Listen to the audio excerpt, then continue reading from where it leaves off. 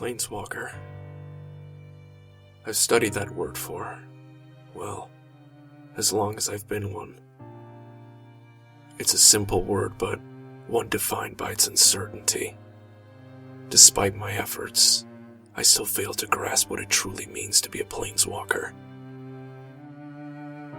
Some idealize this phenomenon, believing it's their duty to burden the problems of every living thing they come into contact with.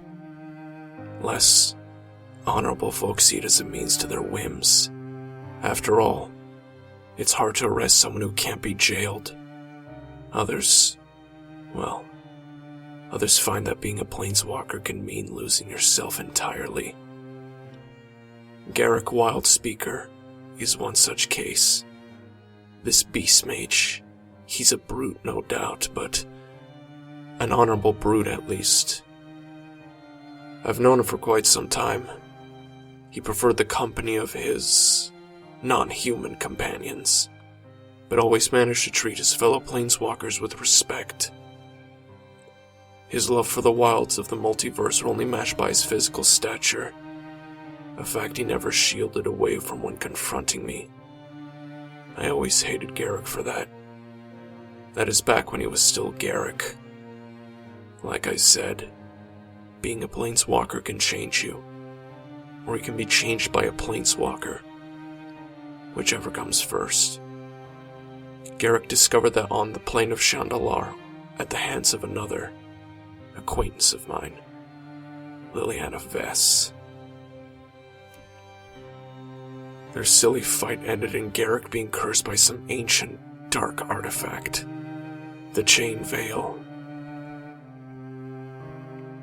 This blight, disguised as link change, has consumed his soul, darkening his purpose, making him more beast than man. Ironic. Garruk would have probably preferred that change at one point in his life. Unfortunately, he's become caged by his own rage and bloodlust.